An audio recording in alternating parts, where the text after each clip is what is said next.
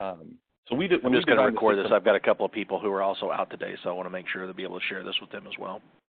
Yeah, cool, no problem. So when we designed the system, it's obviously we want it to be very customizable. It's very user permission based as well. So if you have a front desk person that works part-time, or maybe they just you don't want them to access payment history, or that you don't want them to see insurance payments or patient statements. They're just they're in the schedule, they're checking patients in, they're registering patients, they're collecting copays, and that's all they're doing in the system.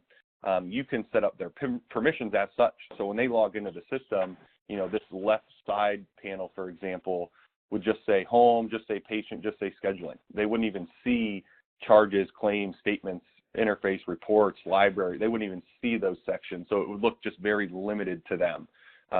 So also kind of on that point, right on this home dashboard, we wanted when we designed the system, we want it to be, again, easy to navigate through, minimal clicks in the system to get to where you need to get to. And then there's also a number of keyboard shortcuts. So you can get through about 85% of the system without ever grabbing your mouse, just using your keyboard shortcuts that they'll be taught during implementation. So just kind of on that point, over on the right-hand side, you'll see these green push pins or thumbtacks, and each section of the system, each area of the system that we jump to, you're going to see each screen kind of broken up and formatted that same way. So just clicking on that green pin or thumbtack will pin that particular section to your home dashboard. So again, I've kind of built mine around a biller. I have my encounters by status. This is all of my encounters in the system, which an encounter is just our term for a claim or a visit or a charge in the system. And then where those claims are sitting, the real-time status. So we've added, one of the things that's unique about Open Practice Solutions is our relationship with the clearinghouse. So in most systems, I kind of explained it a little earlier, most systems out there, the user's downloading a claims file, and then they have to log into the clearinghouse, upload that claims file, and then download a report that says, we uploaded 100 claims, 90 were good, they're going to go to the payer, these 10 rejected, you need to go back into your PM system and fix these 10 claims, and then, rebatch and re-upload them to us. We've taken all of the clearinghouse functionality and built it into our practice management system. So the clearinghouse that we use is called eTactics, and eTactics in Open Practice Solutions, we actually operate from the same building under the same ownership. They're kind of our sister company. So we've been able to take all of that functionality, build it into our PM system, and then it's one less thing that the user needs to do, one less portal they need to log into, one less support vendor they need to work with. Usually a client is, clearinghouse rejections that they need help with. They got to call the clearinghouse, and then they need to call their PM vendor to ask them questions on how to fix that claim appropriately in their PM system. So, being able to streamline that to, to one all-in-one vendor is very nice. And then, when we kind of private label this relationship, now it's, from a OneTouch perspective, the client is dealing with one OneTouch support number, and they're able to get, EHR support, PM support, clearinghouse support, all included kind of in that one relationship. So it's one vendor for them to work with, and I think that's a very nice thing to, be able to present to a client. But just on the, on the left sidebar here, again, we have these sidebar panel that they can choose from. Underneath the logo, the OneTouch logo in the top left corner, it looks like a search box. We call this our Go Cut box. It's really an experienced user shortcut tool, so we teach them about this during their implementation. But your cursor is automatically placed up there upon logging in, so you can just start typing. If I type 4 and hit enter, that would be the same equivalent of me grabbing my mouse and coming down and clicking the number 4 payments tab. Various other shortcuts. NP will open up my new patient registration screen. NC opens up my new charge window. You can search for patients by their last name to quickly jump into their account, or search for specific payment or receipt numbers to quickly jump into those. So again, a lot of customization, a lot of shortcut navigations as well. But just to kind of talk on that point, we'll kind of just start right here with this encounters by status section.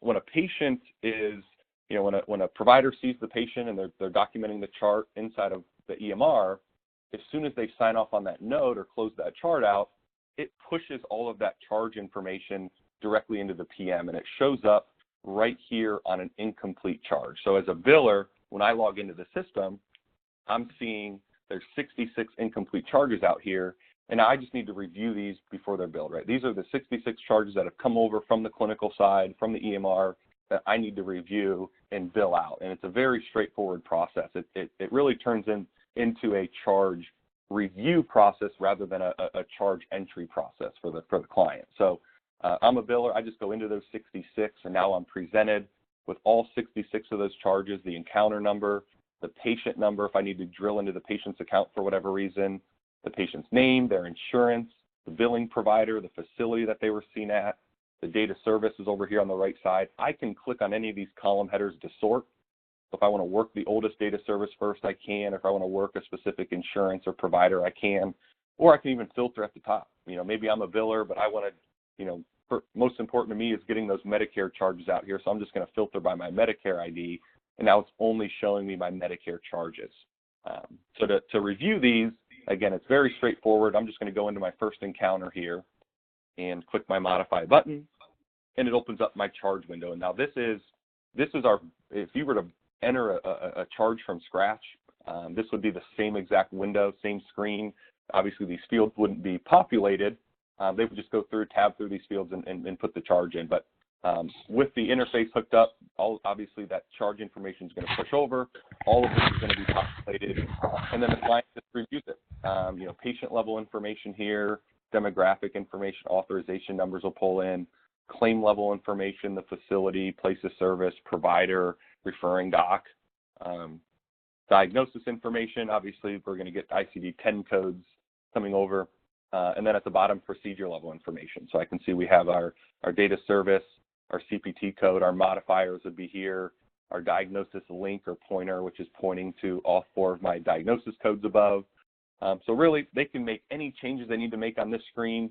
The workflow that we teach is just to check this box at the bottom, next incomplete charge. And you only have to check that box one time. It's a sticky key. Now when I hit save, it's going to queue this charge up for billing. But because I checked that box next incomplete charge, it's just going to take me back to the top of the screen, open up the next charge in line, and I'm never leaving the screen. I'm just reviewing one charge after the next. Okay, so once we save one of those charges, what the system does is it drops it from this incomplete status, and it just moves it down into this ready for submission status. So when the client has reviewed their charges for the day, everything's down into ready for submission, they would just need to click this batch new claims button, and that takes everything that's in those ready for submission, ready for resubmission statuses. It puts those claims into a file, uploads it directly to eTactics. That file goes right into their processing queue, and literally within a matter of 3 or 4 minutes, that file's processed. The clearinghouse spits a report back to us that we'll read in electronically, and all within a matter of minutes. All the client does is click the batch claims button, and in just 3, 4, 5 minutes, those claims are going to get updated from ready for submission to either clearinghouse accepted or clearinghouse rejected. And any rejection, right, will throw into a separate status, and then the client just treats this as a dashboard view to manage their claims, right? Incompletes, we're going to review those. Anything rejected, we need to look into. And to fix a rejection, very similar to what we just did with our incompletes, is I just click into that rejection category. Now it's showing me a very similar view, but it has the reason for the rejection, right? And primary policy number, if we look at this bottom one, primary policy number must be alphanumeric. I can see there's a little plus character in there. So I would just do the same thing. Go into my encounter, modify the charge, clean up that policy number, and then save that charge again. And the system's smart enough to recognize that if you have a claim in a rejected status and the user goes in, modifies that charge, saves a change, we're going to assume you fixed that rejection. We'll automatically move that claim down into ready for resubmission. So from a client perspective, they fix the rejection, they come back home, click batch new claims, and that claim is right back out the door again. So you're never holding on to claims longer than you need to, even if there's a rejection at the front end somewhere. Typically, just to kind of put it into perspective, typically when you're using a third-party clearinghouse, you upload that file. Well, it's about 24-hour turnaround time before you can download that report and begin fixing those rejections. So it just speeds all of that processes up. Again, never holding on to claims longer than you should be.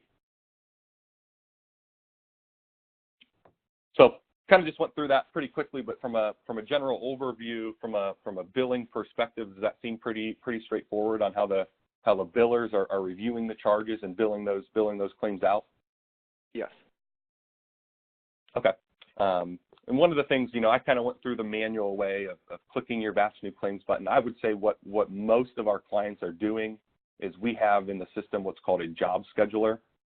And this job scheduler can be set up to perform a number of things for you. So batching claims is one of them. I can set this job up to say, I want the system to just batch claims for me. I want them to do it every day with no end date. And I want them to do it at 9 o'clock in the morning every day. So now every day at 9 o'clock, the system's going to look out, see if there's any ready for submission claims, and it's automatically just going to batch and upload those. So some of our larger clients will set up multiple claims jobs in the system to run, every hour or maybe once in the morning, once in the afternoon to batch those claims so the user doesn't actually have to remember to batch claims every day. So it really just turns into as a biller, I'm going to review incomplete charges that come in. I'm going to clean up anything that's in red that's rejected, and then the system will just batch everything out for me on a scheduled basis every day. So that's something I like to point out. I think that clearinghouse functionality that we have built in, that billing, those billing tools, I think are very powerful. I think a lot of clients that's very well received, and it's really a nice step in the right direction. Saving those billers time for manually entering the charge, manually billing it out, logging into the clearinghouse. All Right. of that can kind of be automated and managed right here from this dashboard view. So with that being said, kind of want to take a step back now. We'll open up our schedule. The calendar functionality, I think we've been, over the last few years, we've really vamped this up, and I love showing off the calendar because in my opinion, there isn't anything that it can't do or can't manage. I've set up, 4 providers here on my calendar. The different colors that you're seeing, obviously those are representing a different appointment type. So, my lime green, those are my new patient visits. My orange, those are my established visits. I set up just a generic appointment type, and those are my aqua blue colors there. My off-white color, my peach color there, those are my physical therapy visits. So client will be able to set up, and this is one of the first things they do in training, is build their calendar, build their provider templates. But a couple of different things you're also noticing is there's some outlined border colors on these appointments, and that just represents the status. So we have a reminder service built into the PM that can generate reminder phone calls, text messages, or emails, or we can do a combination. Some clients are when the appointment gets booked, an email goes out right away, or an email goes out a week before the appointment, 2 days before the appointment, a phone call gets generated, and then maybe the morning of, a text message gets generated. So we can do one or the other. We can do a combination. On the registration screen, there's a patient preference, reminder preference option too. So you can even drive reminders off of that preference. So when you're registering the patients, you can ask them what their reminder preference would be, and then we can generate, the phone call, the text message, the email individually for each patient based off of their recommendation. But the blue outline colors that you're seeing is the status of the appointment. So any outline color is the status. So this first patient here is checked in, so I set it up so that any patient is checked in, we just throw a green border around them. So at a high level, I can look at my calendar and see all the patients that have been, that are physically in the office, they've checked in because they're outlined in green. Anyone outlined in blue, I've set that up as a confirmed status. So we generate a reminder call and the patient presses 1 to confirm their appointment.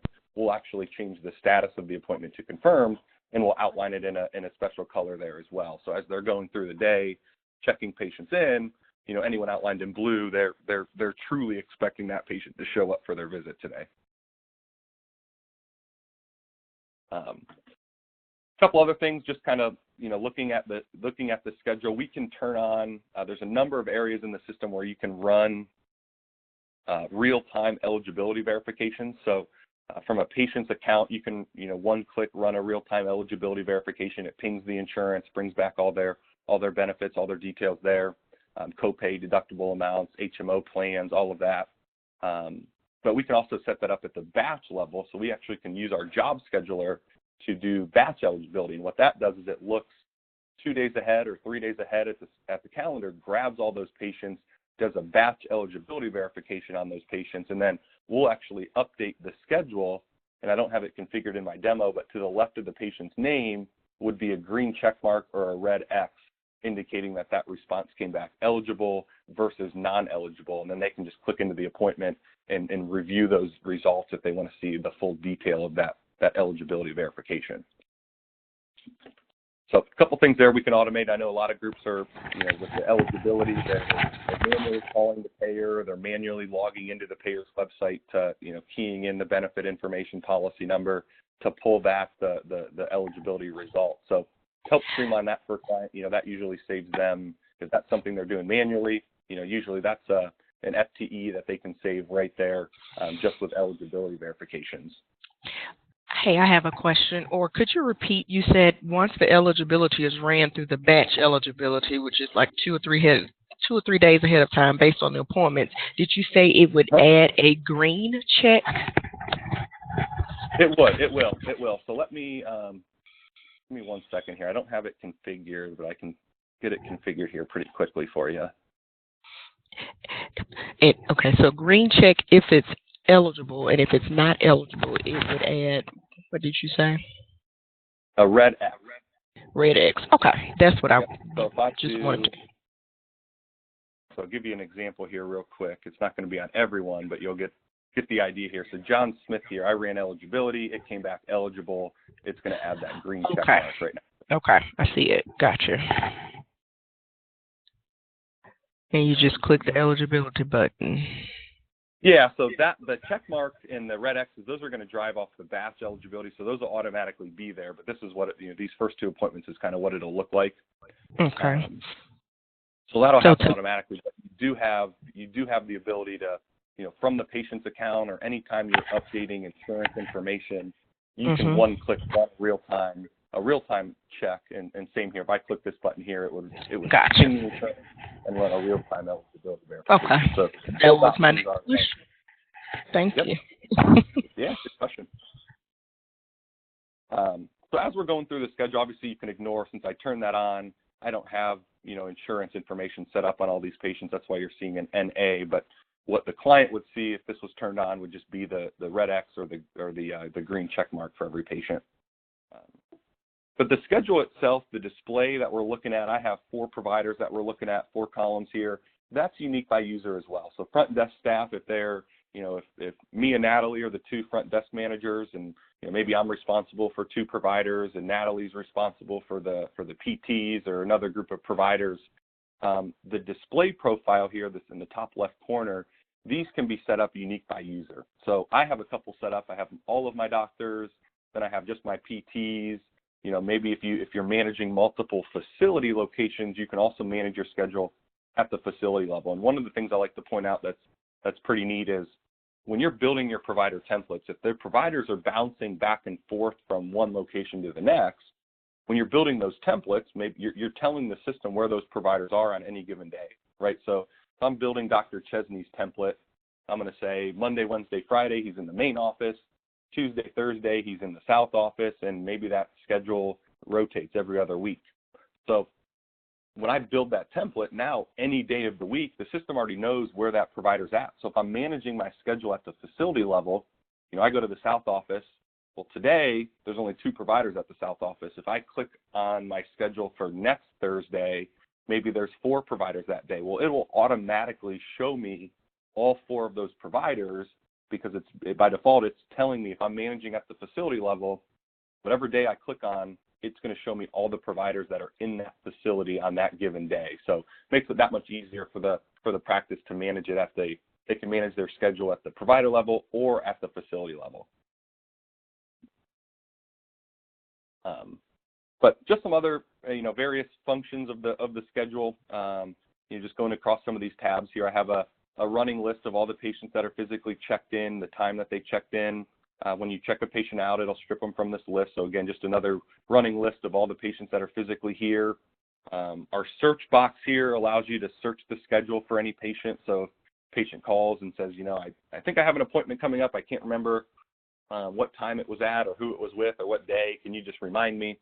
You can always go to the patient's account and pull up all their appointment history, what previous appointments and future appointments But right from the schedule, you can also look it up. So if I type in John Smith, it'll immediately show me John's upcoming appointment, the time it's at, and then I'm actually linked to that appointment. So I can do whatever I need to do from there. I can click on that day, and it'll take me right to that day, and John's appointment will actually blink at me.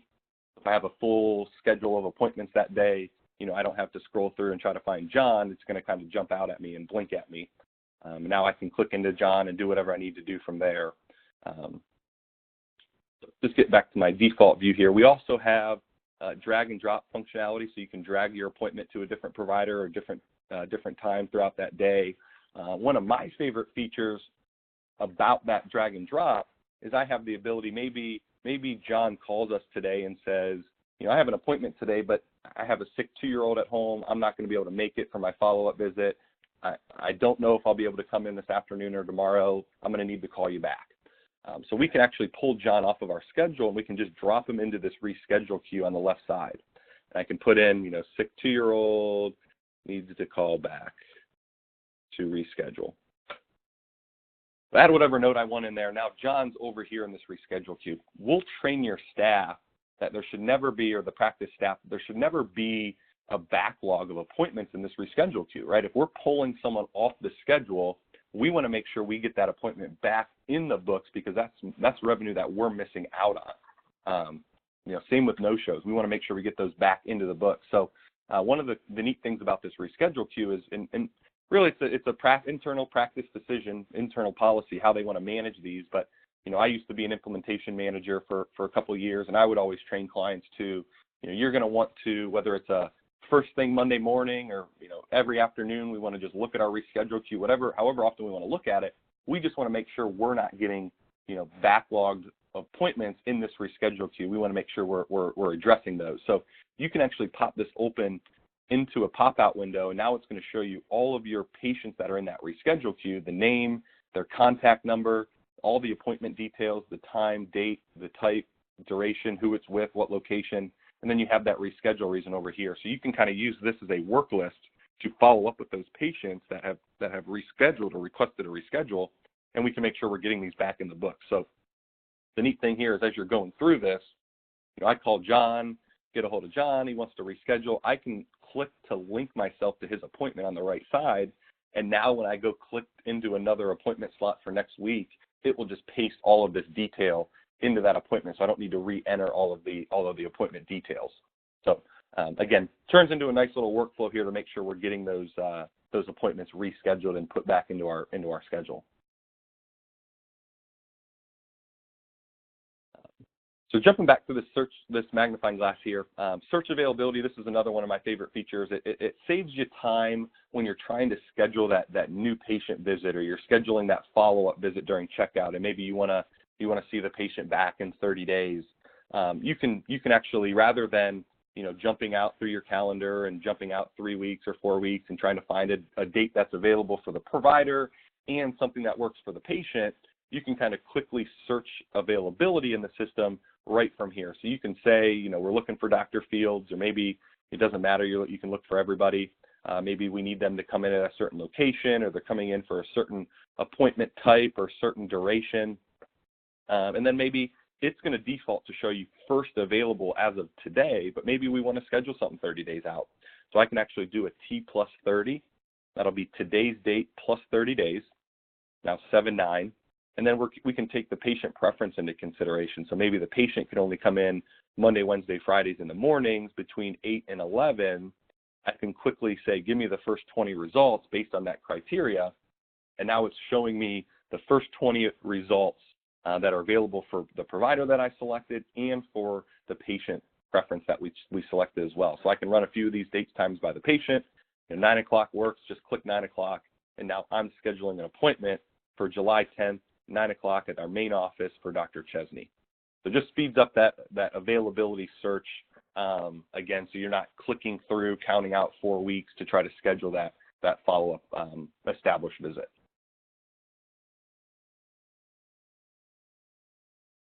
And then just kind of moving along, we have some settings here. Again, these are all unique to the user. So you can condense the calendar if you want to kind of just shrink it down a little bit, less scrolling. always show the time. So by default here, we're only showing the time increments on the far left side, and that's because all of my providers are in 10-minute increments. So if you always want to see the time on all your providers, you can. But if any of those increments are different, so I go to my PTs here, for example, maybe those are the same. Okay, so everyone's set up the same. If any of your providers have different increments, so maybe Dr. Jaster, he schedules in 20 or 30-minute increments, it would automatically show you that time every time, right? So if any of your providers in the same view have different increments, we're always going to show you that time. If they're all the same, we'll only show it to you on the left side unless you choose to see that on every provider's schedule. But again, these are all user settings. You can make your background nice and pretty if you want to make it blue background, however you want to manage that, and then the level of detail on that appointment as well. If you want to see the time, so right now, if you look at this green appointment here, we see the patient's name, their date of birth, their appointment type, and then the status. But if you want to see the time, you can always show the time or the reason or the notes or the referring provider. You can kind of pick and choose by user what you want to see on that appointment bubble. So just real quick, to schedule the appointment, you can use your search availability. You can just click into an appointment window, anything that's open to schedule. The check-in process, very straightforward. If I click onto an appointment, I have their phone number, I have their address information, I have their insurance information. I can verify that all that's the same. I can hover over Medicare and get the policy number, group number, copay, verify that policy info is still the same. And let me actually use I'm going to pull John Smith back out here, use him as my example. So John shows up, I click on John and verify everything's correct. I have a link to his patient account. I have a link to edit his demographics if his phone number or address or email's changed. I have a link to get into his insurance if I need to update his policy information or add a new policy. I have access to, I see what his current patient balance is. I see when his last payment was and how much that was for. So I have access to all of that information, and then it's highlighting the enter copay. It's reminding me to collect that $20 copay for John. So from here, right, I can check him in, I can cancel, reschedule, delete, I can run my real-time eligibility verification. But as you check a patient in, you're going to notice a couple of things happen. It turns into a workflow. So this check-in button, when I check the patient in, that check-in button now turns into an enter copay. So I can click that same button again, or I can come down and click my enter copay link. And you'll notice when I check them in, my cancel, my delete, my reschedule buttons disappear, right? So we check the patient in. It doesn't make sense to accidentally cancel or delete that appointment at this time. So we just strip those buttons altogether. And then you just click your enter copay button, and you can say, patient gave us a check for $20. Oops.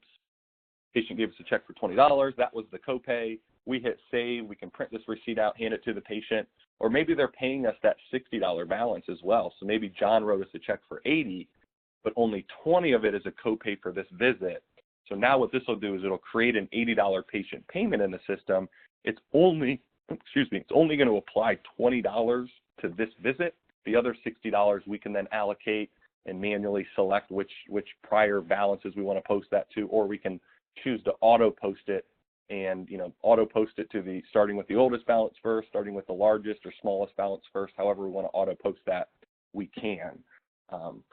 The other feature we have in here that I really like to point out, I usually get pretty good reviews on this. I don't know if a lot of systems handle this very well or not. Is when a patient comes in and you say, "Hey John, we need to collect your $20 copay," and John says, "Oh, you know what? I'm an idiot. I left my wallet at home this morning. Can I just pay you guys on my next visit, or can you bill me for this?" You can actually do a uncollected copay. When I check this box here, I can tell the system that John was supposed to pay us $20 today. He did not. I can add some additional notes. Now, when I save this, it's going to move $20 into John's patient responsibility. And when we run statements this afternoon, we'll automatically drop a statement in the mail for $20 for John.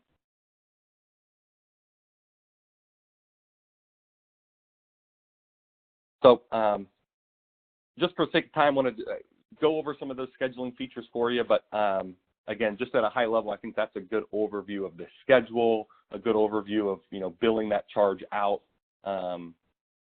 some other things in the system that we have, the ERAs, which is the electronic remittance advice. So, historically, payer, Medicare makes a payment to this provider and they send them a paper EOB. We're going to be able to sign them up for the electronic remittances, so electronic versions of those EOBs, and those payments go to those ERA files, go to the clearinghouse. So typically, a provider or a biller would have to log into the clearinghouse, download that ERA file, and then they could auto post that into their PM system. We're going to deliver all of those ERAs directly into the system. So if I'm a payment poster, we have an ERA section. If I'm a payment poster, I would just pin that section to my home dashboard so that when I'm logged into the system, I know right away it's telling me there's some loaded ERAs out here, meaning I need to address these, I need to post these. One of the nice features about our payment posting from an insurance standpoint is you can one-click go into the ERA, click apply, and it's going to try to post all of those payments, right? So this first Medicare ERA, for example, it's got 60 remit items in it. So I'd click on the 60, I'd click my apply button, and assuming all 60 of those payments were paid properly, they match up, they're not denials, all of those payments would auto post to those accounts automatically. It would move the balance, anything left over, it'd move it over to the secondary insurance and would generate a secondary claim automatically. Or if there's no secondary insurance, it would just move that balance over to patient responsibility, and a statement could get generated today for that patient as well. One of the really cool features that we have around the ERA process is being able to auto post the payments, but then also auto distribute any denials to the appropriate user. So if we post 10 ERA payments today for 10 different insurances, and let's just say hypothetically there's a denial on each of those for each of those 10 insurances. Well, by default, all 10 of those denials are going to go into my denial work list. So a one-stop place for the client to go and manage all of their denials. That works out great for a lot of our smaller clients. 1-2 providers, they have one person managing those denials, so it's great that they all go to one place for them to review.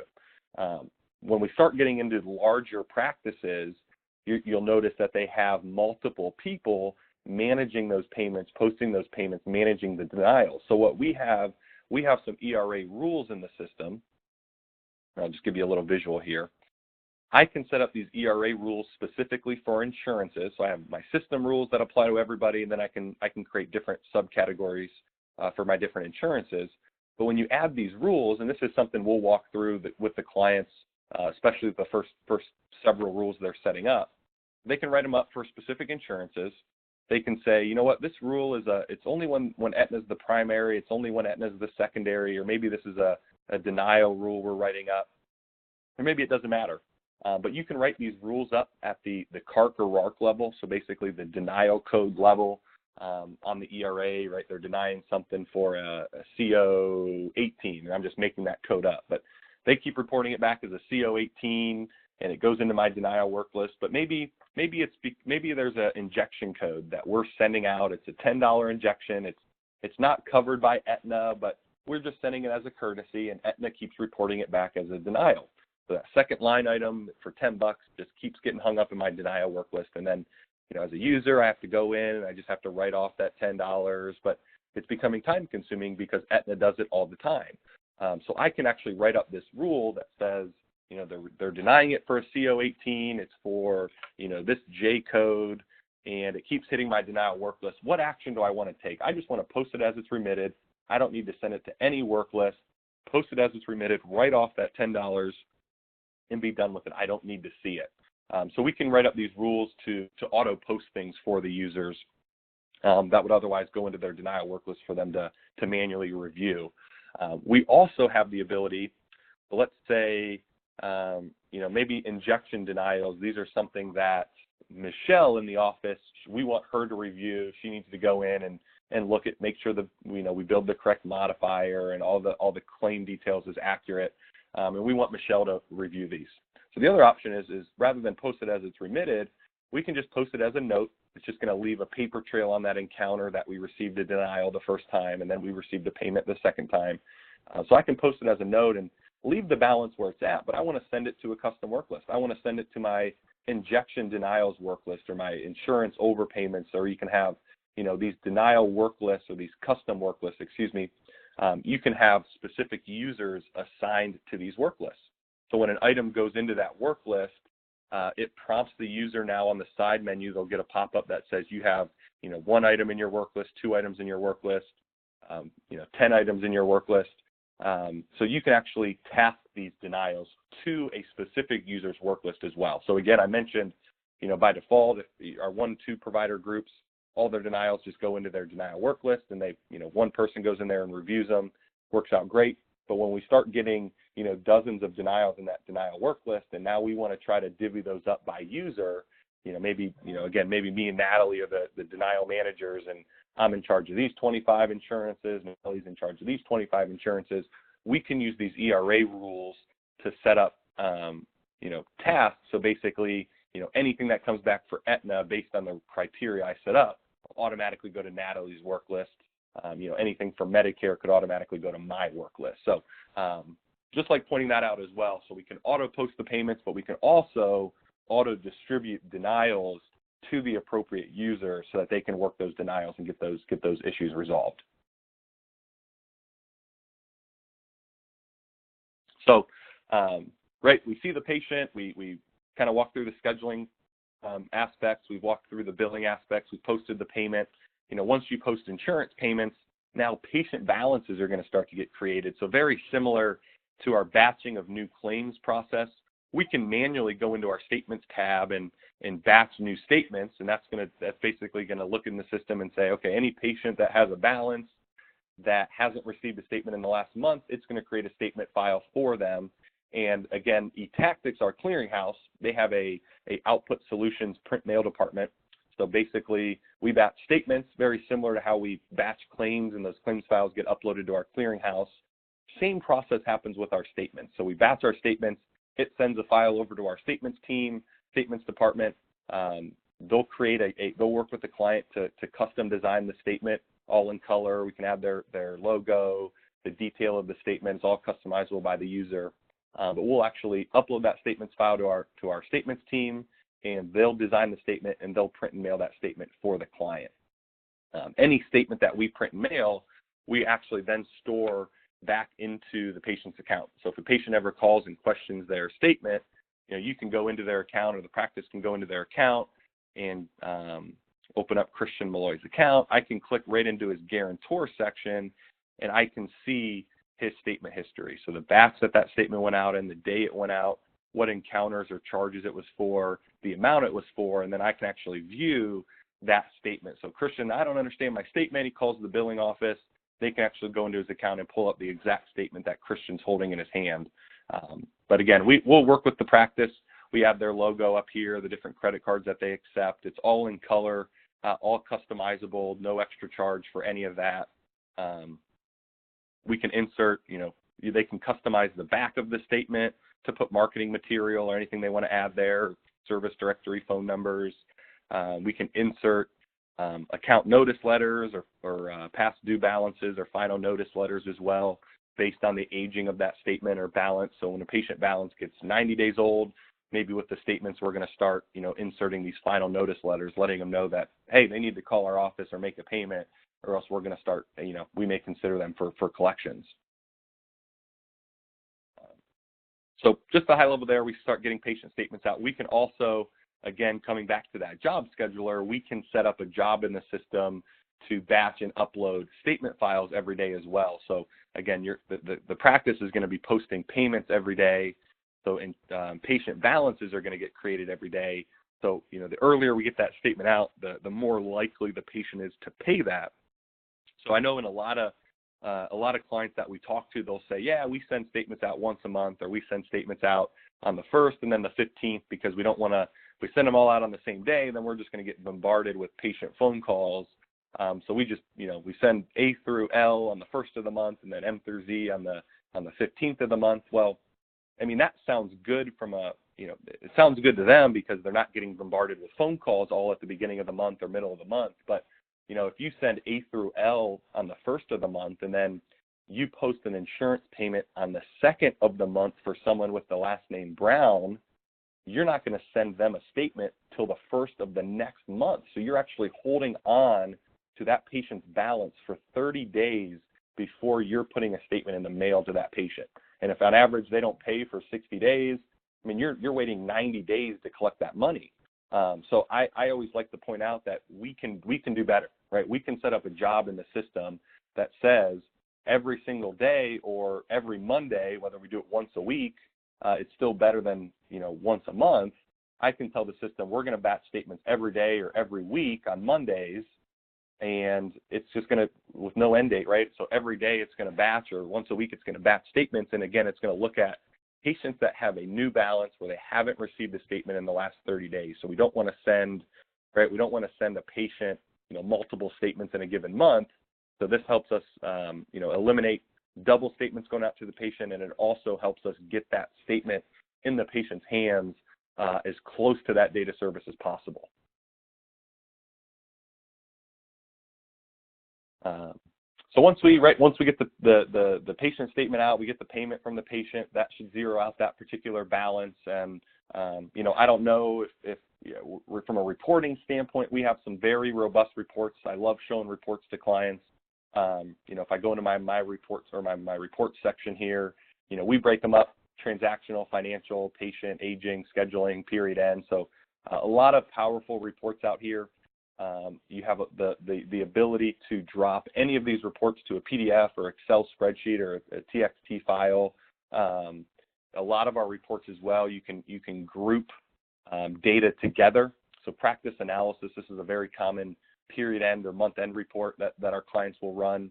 They specify the date range, and then one of the things I like about this report is they can say, give me all of my totals grouped by provider. And then you can even subgroup or subgroup. So I can say, give me all my totals by provider, but you know what? Subgroup it by insurance. I want to see, who our high insurance, where our high insurance volume is by provider, or subgroup it by procedure code. So I could see, how Dr. Smith was getting reimbursed from Medicare on an E&M visit versus how Dr. Jones was getting reimbursed from Medicare on an E&M visit. Right? They're credentialed the same way. They should be getting paid the same way. This is, you could certainly cross-check that information in this report. In this report, I ran it a couple different ways here. So this one, I grouped it by provider, and I subgrouped it by procedure code. So it's going to just go through Dr. Chesney. It's going to give me all of the procedure codes he billed. And if we look down here, I ran this for a 2-week period. But we saw 76 patients, or that equated to 77 encounters or charges. So we saw one of those patients twice. Total units, total RVUs, charges in a dollar amount, charges in a percentage amount, payments, refunds, adjustments, write-offs. So again, this is a very nice month-end report that a lot of our clients are running. A couple aging reports real quick that we have. We do have an interactive aging report, and this is recalculated every time you click on it, but it shows you all the insurances we billed, and then just as a whole where that aging is sitting. So I can see, Blue Cross Blue Shield, we have $3,600 that's 121 days old. Well, what the heck's going on there? I can actually click into that 3,600, and now it's going to show me all the encounters, all the patients that are making up that old 120 plus day balance. And again, from here, I can drill down into the encounter, get into the patient, see what's going on. Maybe I need to, go work the encounter, and add a modifier, rebuild the charge, do whatever I need to do there. I can drill down into that particular encounter, into the patient, and clean up whatever I need to clean up. So nice interactive aging tool that our clients can use to kind of stay on top of their aging. As long as they're keeping an eye on this, maybe anything that gets over, I think it's good practice that, anything that gets over 30 days or anything over 60 days, we should be following up on and seeing what's going on. So just a couple reports to kind of wrap it up. But again, kind of crammed a lot into that 45-minute overview, but I think we covered some good detail. Was that helpful or beneficial to everybody? Is there any questions or things that you've heard from clients maybe that you just want to verify how we handle? Definitely helpful, and I'm glad you spent a lot of time on the scheduling piece, because so far those are pretty much the things that we're hearing when information may not be transferring from the PM schedule to the EMR schedule. So I'm glad you spent a lot of time right there. Yeah, I know that's been one of our pain points and things that our interface teams have been working on.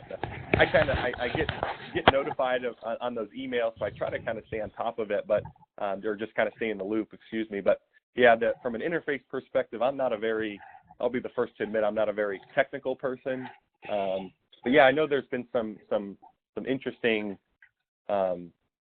issues where the appointment's added on the PM side and it doesn't show up on the inside of the EMR. So I know our interface teams are constantly working to resolve some of those issues. But yeah, I'm glad that just seeing the schedule or kind of seeing how that works was helpful. I know, right, the way it should work, right, when an appointment gets added into the PM schedule, it should immediately send a message across the interface to get that appointment added on the EMR side. Same thing if a patient's checked in. I think it's sending over a checked-in notification or a status update to the clinical side. And then, I haven't been following along too closely lately, but hopefully those types of issues our interface teams are able to kind of work through and get resolved. Excellent. All right. So, yeah, more than happy to, Kevin. More than happy to, if this was helpful, if doing this again in a couple weeks or month or whatever would be helpful to get some people on your side more familiar. I'm more than happy to set something up and walk through a demo again. Or absolutely. I'm a firm believer repetition's the mother of learning. So the more familiar we can get the team, the easier I think it is for them to have confidence when they're speaking with clients about issues. And again, to Natalie's point, the vast majority of any calls that we ever receive are primarily based around scheduling and maybe things not coming from one place to the next. And so, the more familiar that our team can get with the scheduling component of OpenPM, then it makes it easier for them to be able to talk to it. Sure. Is there a doctor demo thing that is available? There is, for Cameron. Us to tinker with? There is. Okay. So yeah, we have. I think support has got their own sort of shell log on, and sales has got their own as well. Okay. Yeah, I know. I think I remember, a few months back created a demo account, demo access for you guys. Let me know if anyone doesn't have a user access or need to get someone else logged in there. Just let me know. I can shoot me an email. I can create that user access pretty quickly. Okay. I actually have access to create a user in the demo, so I can do it also, so we don't have to reach out to Mike. Yes. I set up all of support, and I added our trainers yesterday. Oh, cool. Very cool. Excellent. Awesome. Okay. Mike, as always, appreciate you. And team, hopefully that was helpful. Yeah, and as you guys get, as you start playing around more and more in the demo environment, if you run into any issues or you just, I think this is go to register. I think this is how we instruct the client to do something. Just anything that you have questions on, if you just want to shoot me an email. It's like Kevin said, repetition is going to be key on that one. Yep. But let me know if you guys have any questions or issues playing around in there. Excellent. Hey, Mike. Well, thanks a lot, Mike. And I look forward to speaking with you on, I think it's Tuesday of this next week. We're doing another. Yeah, we got another demo. Yep. Natalie had a question too. Question, Natalie? I noticed I did a password reset for the demo. When I received the email states open practice. When you get a chance, I sent an email over to you so you can see what it looks like, but I just wanted to make sure you saw that. The password reset email. Yep. It looked like everything. The signature was OneTouch. Everything. Right. Was everything else was fine. Right. Yeah. So I kicked that over. Thanks for sending that to me. I kicked that over to our development team because I thought we had all of that resolved. I know they were working on that pretty intently. Earlier this year, or maybe even at the end of last year. So I kicked that over to them. Just saying, hey, looks like there's one spot that's missed. So, I'll keep you posted. We have a development meeting on Monday, then I'm going to readdress that and just see if they've had a chance to resolve that. So I'll definitely be circling back to you, Natalie, early parts of next week, hopefully with a resolution there. Okay, great. Great. All right, Mike. Have a great weekend, buddy, and I'll talk to you next week. Yeah, you guys as well. Nice talking to you. Have a good weekend. Thanks, everybody. Thanks, Mike. Bye. Bye.